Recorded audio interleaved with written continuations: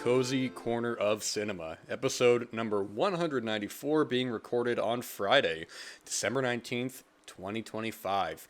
I hope you all are doing very well in this holiday season.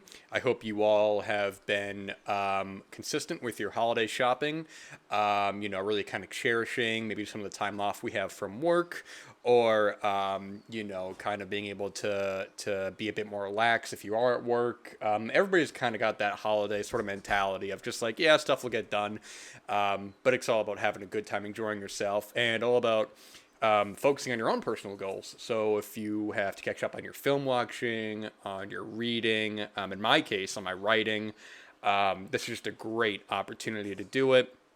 You know, the days are getting colder. You sit down there with a hot cup of coffee, some hot cocoa, some tea, and you see the snow falling outside, and hopefully you're able to, kind of look out the window, cherish it, get your work done, be productive, or just do whatever you want to do with the time allotted to you. The cats are right here as well. You can't see them. One of them is right here on the table. I think he wants to be part of the conversation, although he hasn't seen many films this year, so it might be a little tricky for him, but I think he's more going to be an audience member above all else. Anyways, with that said, so 2025 is coming up to the end. We have about another 2 weeks or so, actually less than 2 weeks. So I've mentioned before, a lot of people putting together lists of their favorite films you may have missed, and I had found a list that was like 50 films you may have not seen from 2025, and I had seen a handful of them. There's a lot that I hadn't heard of, a lot that I hadn't seen, so it's great been going through those, and trying to make the end of the year list a bit more comprehensive. I mean, it's never going to happen. You know, you're going to see films later on that you're like, oh, I should have included with that. It's all arbitrary. It's all just for fun. It's a good opportunity to see films throughout the year that may have got lost to the big kind of spectacle movies that got all the 2000 plus theatrical release. A lot of these maybe were released online, or were maybe streaming exclusives, or maybe didn't get a lot of talk as is. So I've been kind of going through those. I've watched 2 already from the list. I'm trying to go through as many as I can. A couple of them I actually own, so it's nice to be able to have an excuse to crack open those Blu-rays and check them out. So I won't really talk too much about those. I was kind of thinking more about the year in perspective. I had mentioned a little while ago kind of doing an episode about maybe some of the films that I really liked a lot that weren't going to make my 50 favorites list. I kind of threw this was kind of quick. A lot of the ones that I really love are, of course, on the list. I have a pretty confident 50 favorites of the year right now, and it's not a top 50 or anything. This is just in alphabetical order, and I won't talk about that until the actual end of the year. But there's just a lot of really exceptional films on here that are going to definitely be staying on. But I wanted to talk about at least there's a couple films, I guess bigger quote unquote films, bigger theatrical films that I had seen that I thought was worth mentioning that may or may not get lost in the end of the year kind of milieu. Sort of like people may not be talking about some of these that, or maybe more likely. Maybe haven't seen a lot of these, and I just want to give kind of a highlight to some of them. Some ones that I'm like, ooh, these are solid films that I think people are really going to like, that maybe kind of got quiet releases, or maybe kind of came and went sort of soon. None of these are particularly too obscure, so if you're looking for like really really deep cuts, this probably isn't it. This is more kind of just stuff that I saw throughout the year that I hadn't talked about in the show, because some other films that I liked a lot from this year that aren't on my 50 favorites list I have talked about in the show. So I've talked about movies like Tron Ares, which I liked a lot, or Good Boy. These aren't my favorites of the year, but I'm like, man, these are cool movies that I think people are kind of sleeping on. Or at least maybe people, in the case of like Tron Ares, maybe people see like, oh, this doesn't get very good reviews, I'm not going to watch it, but it's sort of like, I'm kind of more interested in bringing something like that to light, where it's like, yeah, it didn't get very good reviews, but, I think it's worth seeing. Watch it for yourself if you're curious. I think there is more to it than the general kind of, oh, it's the worst film of the year, this and that. So I want to mention a couple films here. I'm going to be kind of brief with some of these. ones I wanted to mention, and this is also in no particular order either. This is, I mean, I wrote these down by release dates. This is kind of just, I'm jumping into a lot of these, but the first one here, it's the reason why I'm talking about this up first is that I actually just had an ad for it because it's now streaming on Paramount Plus, so it's readily available. I want to talk about the new film from Derek Cianfrance, or Cianfrance, I'm not sure how to say that name. What else did he do? Oh, that's right. You know, it's funny. I was just talking to my girlfriend, and I was like, yeah, the guy who, because I didn't know his name, but I was like, yeah, the guy who directed The Place Beyond the Pines just did a film that I liked. I can't remember for the life of me what it was, but Derek C. in France, or Kai in France, whatever. He did Blue Valentine. He did The Place Beyond the Pines. And his newest feature film, he also did The Light Between Oceans, which I haven't seen, but his newest feature film, Roofman, is one that I almost included on my 50 favorites of the year list because it's one that I really liked a lot that unfortunately kind of came and went. And ironically, actually talking about Tron Ares as well, this was released the same weekend. But Roofman, it's one of these films that when people talk about films they don't really make anymore, they get like wide releases. And this is kind of the one. It's a very well done dark comedy drama. I mean, when I say dark comedy, it's never gets grim, but the drama is taken seriously. You have, based on a true story, we have Channing Tatum's character who is robbing these fast food places. Anyways, he goes to jail.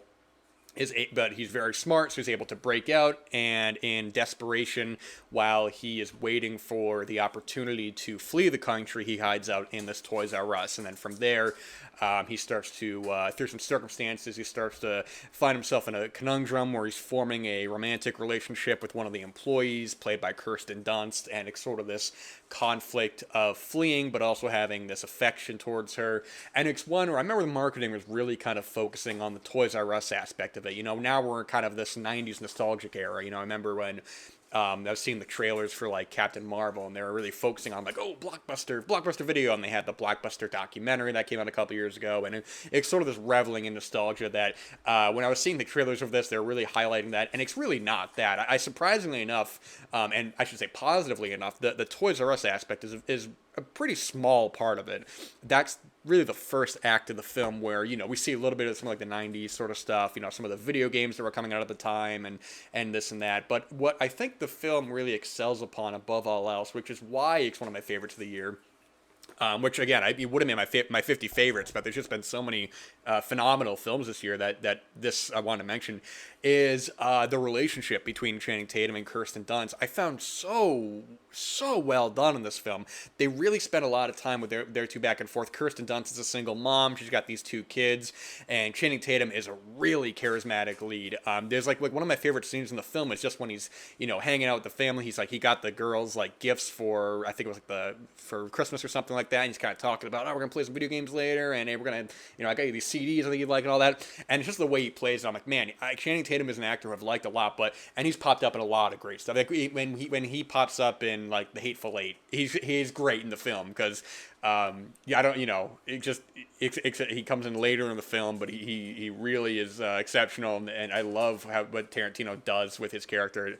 It still makes me laugh out loud when I think about it, but I just really like that back and forth. Look, Keith Stanfield is another terrific actor.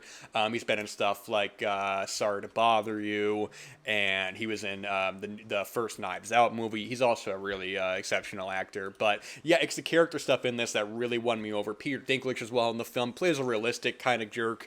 He is, the manager of this Toys R Us, but he's kind of being a jerk to one of the employees. But even the way they resolve that character, and I say character, I know this is based off a true story. So I was talking about somebody recently with the newest Conjuring, and I said these characters, and they were saying, well, these are based off real people, and I was like, yeah, I know that, but I'm saying the way that in that case, Patrick Wilson and Vera Farmiga portray them in the film, so that's why I'm calling them characters. Either way. I liked how they resolved that. It's kind of like a quick little thing to kind of humanize them a bit. And man, this is one that I hope that at least for the holiday season, people are gonna check this out. I don't know if it's rated R or not. It's rated R, but it's pretty light in content. I think there's like a little bit of sex in the film that maybe grandma maybe want to looks away from. But it's a really good, really solid comedy drama. And when I say they don't make these kinds of movies anymore, they get wide, like mainstream kind of releases. This feels like like something that you would call like a gem in the 90s, where this sort of like low key. It's sort of like this guy is hiding out and he forms this relationship. It's sort of like you can see, I don't know. I guess some of like maybe these big kind of '90s actors would be in this. You seem like maybe like in the '90s you have like Parker Posey playing this kind of character that Kirsten Dunst plays. But I liked it a lot. I wanted to highlight this at the front because, like I said, it's available to stream now, and boy, I really like this film. I mean, it's to the point where, man, I'm trying to find a way to. I may even put this in my 50 favorites of the year list because, boy, oh boy, I really do like this film. And I'll talk about two new ones. Well, I guess these are all new, so to speak. But two films this year starring Sydney Sweeney that I wanted to mention because I just saw her newest one last night. And I haven't mentioned Christie on the show because that is actually on my 50 favorites of the year list. I may talk about that with another episode coming at the end of the year. But I did want to briefly mention, I say briefly, and then I'm already 10 minutes in, two films of hers. One of which really didn't get a lot of attention, and one that just came out, so that remains to be seen. The first one actually was from 2023. It's from Americana, written and directed by Tony Tost.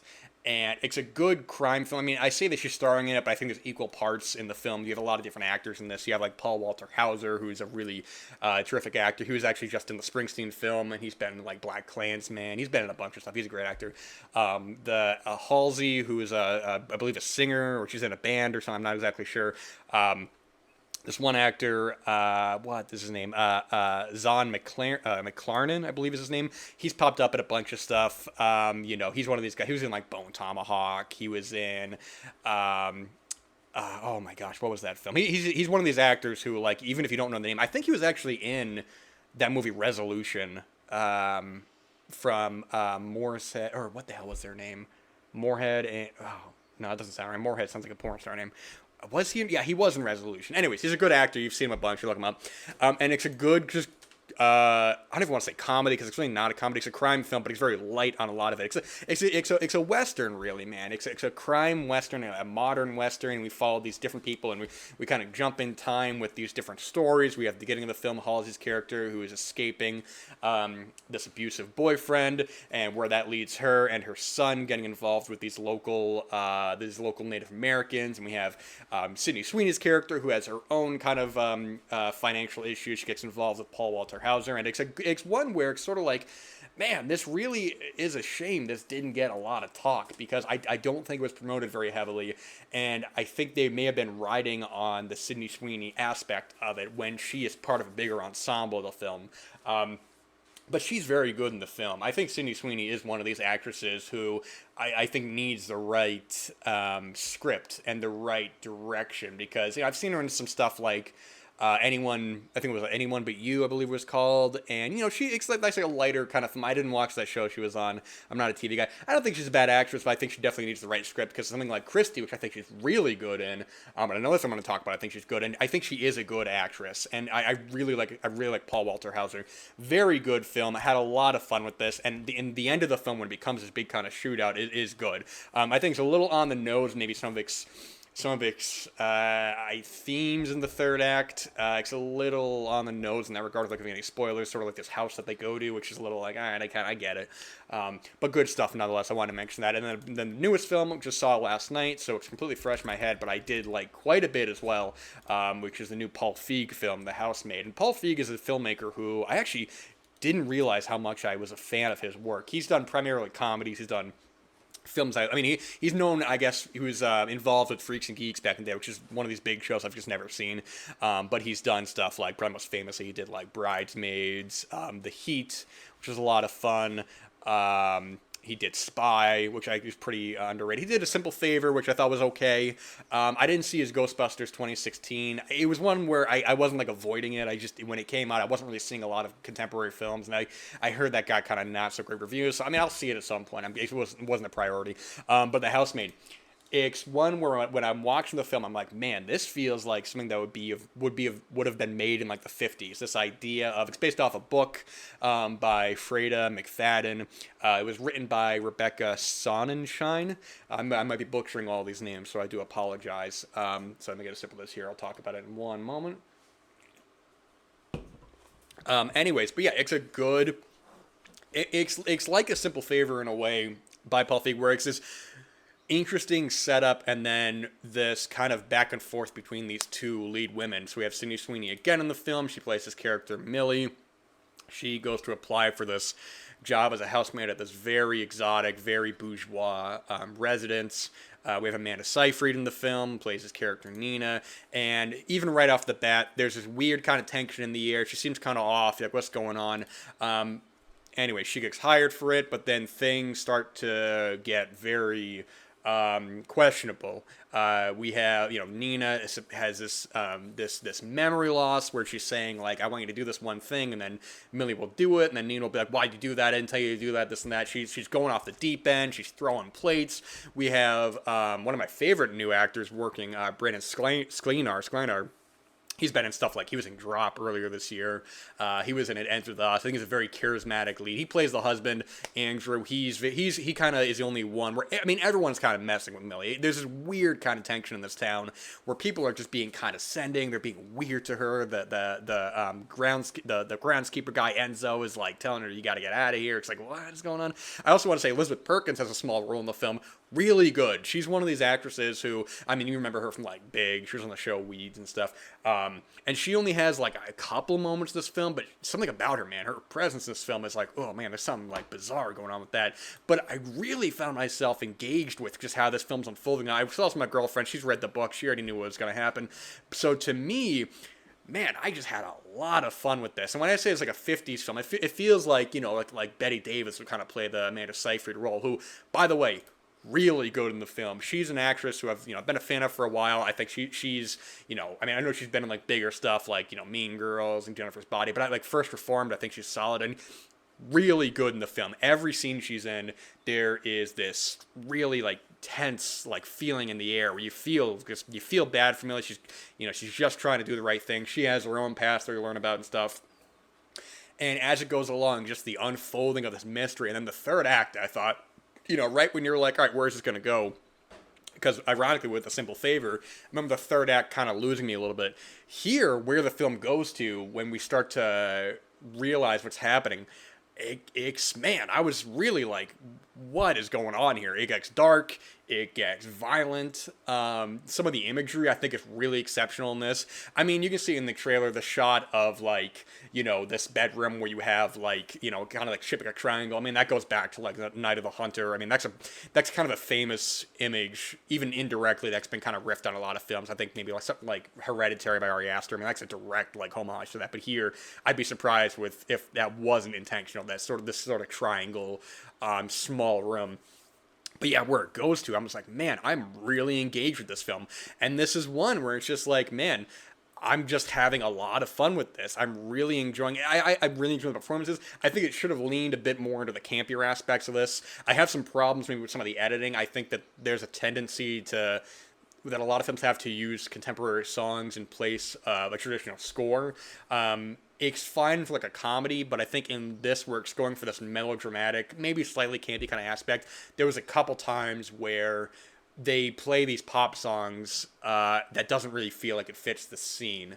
You almost kind of wish you would have this sort of like violin, orchestral maybe sort of score that you would see in a 50s film or anything like that. But that doesn't really work for me. But as is, man, I had a lot of fun with this. And when it was over, I'm like, I know this is part of a trilogy. I'm like, man, I really want to see where the story goes to next because I am engaged with this. I really like how it ends. Like the very end of the film, I think kind of ties it all together very nice. I think Paul Feig is a pretty underrated crime filmmaker. And when I say crime, I think you imagine something else. But I mean, he has the comedy stuff, and I think A Simple Favor has more comedic aspects. But I think he's really good at making these unraveling stories. Now, granted, I know this is based off a book, but I'm saying like his direction, just some of the camera movements, some of the imagery. I just had a lot of fun with this, and I think I'm curious to see how this is going to do financially. Not that it matters, but you're going up against stuff like Avatar or like SpongeBob. These are like bigger kind of like, studio movies that, or bigger kind of properties, I should say.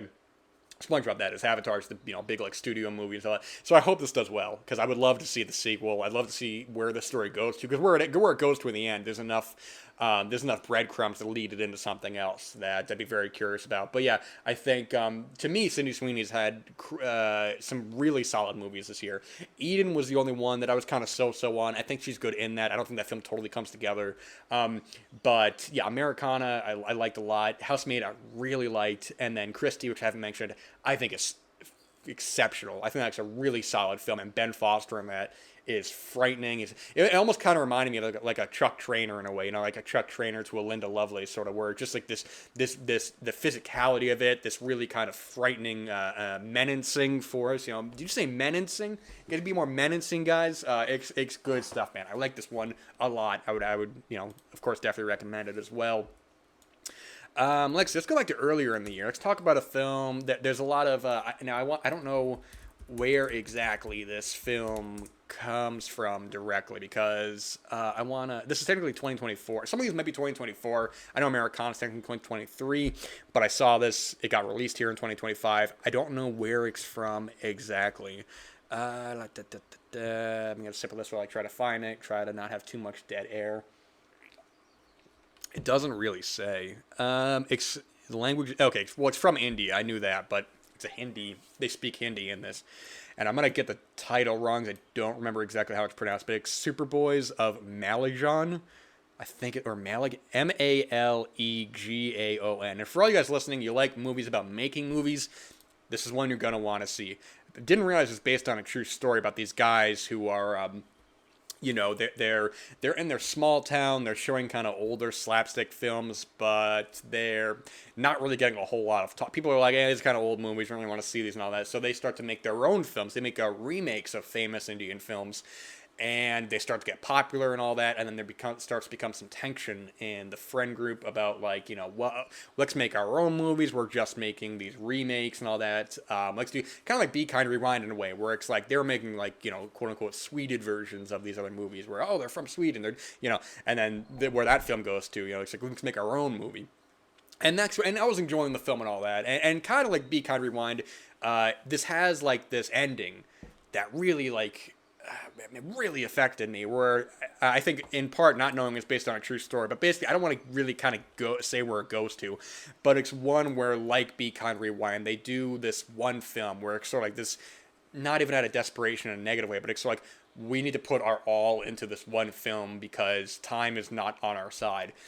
And there's like one shot at the end of this film where this character has this visible reaction to what they're seeing on screen. They look at another character and they're getting emotional, and I'm like, wow, man. For so much this runtime, I was just like, oh, this is like a fun kind of movie. These guys making these these lower budgeted movies. They get popular in the town and all that, and also based on a true story. So it's sort of like, okay, because with Be Kind, Rewind, you're like, people aren't gonna will people pay $20 for these like a little bit? Who knows.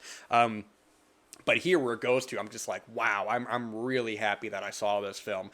I really haven't heard anyone be speaking about this. Even on like the list I was talking about before, the sort of like, oh, the 50, underseen films that you haven't seen this year. It's sort of like, this was one where, especially if you like films of making films, if you like these kind of ensemble like kind of comedies, and it is a comedy. It's not like laugh out loud funny, but it is enjoyable to see these guys who are from the small town, from the small village. They don't have a lot of money. Very amateur the way that they're putting it all together, but also very inspirational. This sort of ode to their friendship through filmmaking. We've had a couple films this year that kind of has that. Sentimental Values, one I talked about, where it's sort of like coming to terms with these feelings and these emotions, but using it through filmmaking. And that film as well has the use of filmmaking as well as architecture.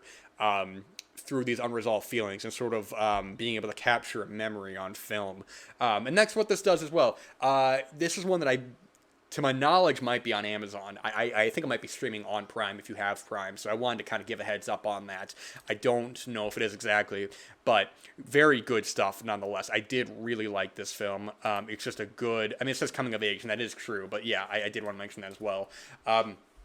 One that I'll talk about this one. So I have a couple films listed, so I may actually be able to talk about all of them. I have 6 minutes left, so maybe we can get a sip of this beverage here. And this one currently is on my 50 favorites of the year, but now that I've been talking about it, I might swap it out with Roofman, because I think I like Roofman a bit more, but this is one that I did really like a lot. People, I feel like, are kind of sleeping on some of these Angel Studios movies where I think people kind of have an idea of, they're like, I'm not going to watch a religious movie. But they've gone kind of so far away from that because they've had two films this year that I really liked a lot. And I'm going to talk about both of them. Well, they've had a couple films this year. I haven't seen all of the films that I didn't see. The Last Ride, I think it was called, or the Last something, Last Horse. What the hell is that movie called? It was or the Last Rodeo, I think it was. Yeah, I didn't see that. I didn't see the football one, the senior, but I heard the senior is good. I just haven't had an opportunity. I didn't get an opportunity to see that theatrically. But two of these here that I wanted to mention that I liked a lot, and actually I'll probably have to wrap up the episode because I only have a couple minutes left. So I'm going to talk about one of them here earlier in the year, Brave the Dark, directed by Damian Harris. And I also want to say, you know, my point that I kind of lost track of before is I think people who are like, oh, I don't want to watch like a religious movie or anything like that. These aren't really religious movies. I mean, there might be like a brief like mention here and there, but in this case, it's really they're really not all that. They're just like good dramas. But we have Brave the Dark from earlier in the year, back in February. Also based on a true story about this kid who has this really rough childhood. You know, his dad's acting wild and all that. Basically, he's living out of his car, and we have this teacher played by Jared Harris who takes him in and is really trying to keep him off the streets, is really trying to be like a father figure to him. And it's a film like this is sort of like perfect for this kind of list, where it's not great, but it's very good.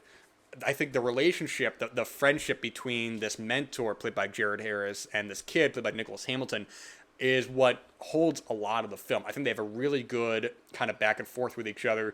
Nicholas Hamilton, his character is angsty, but he's not obnoxious. You see where it's coming from, and you see the townspeople being kind of frustrated with, Jared Harris's character. They're like, why are you dealing with this kid? This kid's a pain in the ass. Don't even bother with him. But Jared Harris, above all else, kind of having this resilience, having this sort of persistence, I should say, to be like, no, I'm not giving up on this kid. If I'm not a mentor to him, if I don't try to help him out, then he's gonna go back on the streets. He's gonna be dead in a couple of years. You know, he's messing up his life, and I want to find a way to kind of help him. That I find so sincere. And so good film right there. I'm kind of breezing over some of these because I'm really running out of time. But I want to mention this one last one that I like a little bit more. It's Sketch from, I think, couple months ago. Remember, this came out the same weekend as like Weapons and stuff, so it definitely got overshadowed by that. Written and directed by Seth Worley, starring Tony Hale, which they're really putting him at the focus of this film, and he is. But the film is more of a drama than anything. I mean, they're focusing on him. They're kind of focusing on these drawings these kids are doing that come to life. And that is part of it too, but I think it's not really a kid's film in that regard. It's a film dealing with grief. You know, we have Tony Hale's character is dealing with, his wife passing away. The kids are kind of doing their own thing, and so they go off and they do their own thing. These monsters are coming to life. But to me, the strongest stuff in it was Tony Hale. His grieving process, and him trying to be more of a close father with his kids. When all this stuff starts going on, just these quieter sequences that he has with this other woman, that actress right there. I'm gonna try to get the name right here, D'Arcy Carden, who she looks familiar, but I guess she's on that show, The Good Place. I've not seen that show, but anyways, very good drama, good.